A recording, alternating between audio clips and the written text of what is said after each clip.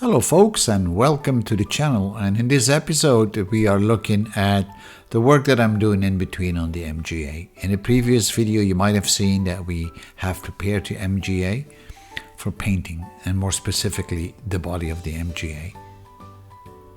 We have pulled out all the dents with some hydraulic cylinders and a ram jack, and now it's about time to paint that whole area.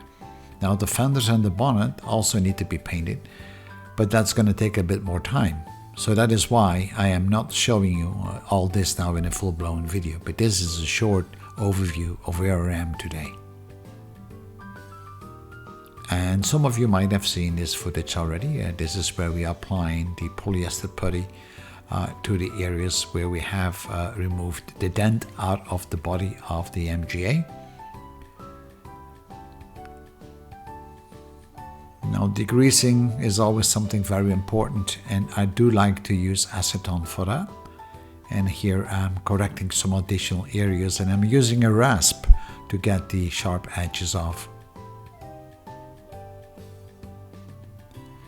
Sometimes I use these plastic tabs to pull out the dents, but in this case the bodywork was so tough and hard that it didn't really work. So at the end, I had to resolve back to grinding it down to the bare metal, cleaning it up, and then apply a small or thin layer of polyester putty.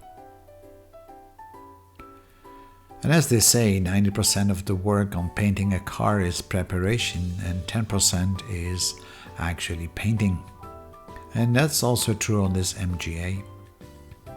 So when I got all the shapes in the right form, I always check it with a light, with some reflections with water, because it really helps you to find out if it's straight or not. And then after that, you always run into small areas that are not correct or are not perfect. And then I fill those up with some very thin filler. And now I already have applied the high build surfacer, that's the black part.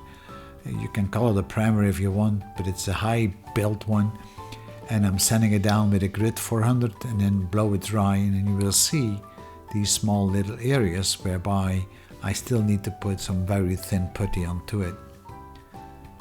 Also in the back I have been wet sanding it with a grit 400, and you can see that it's getting pretty much the right shape and very smooth as well. And then finally, before I put the final paint up, I'm using a grit 800 to sand it further down.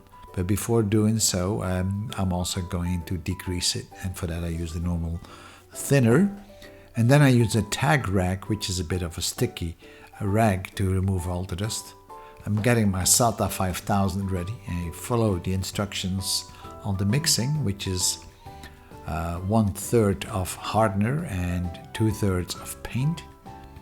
As this is a 2-component paint, I'm not using any varnish on this. This is very traditional.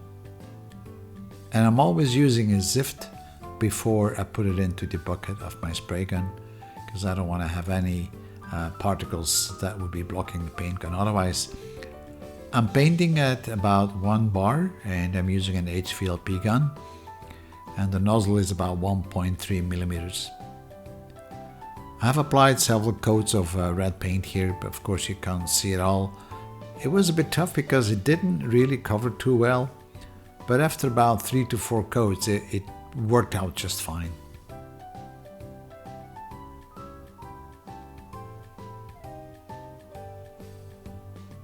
I can't say that painting is my favorite part, although it's the most satisfying part, but it's a dirty job, you know. You have to prepare the paint, you get it all dirty, and then you have to clean the paint gun. It's a bit of work. And here you have the final result.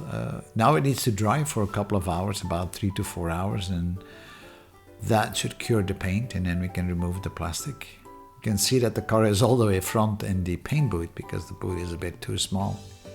So you will see the full-blown video later, whenever I've finished the wings and the doors and so on. Thank you for viewing.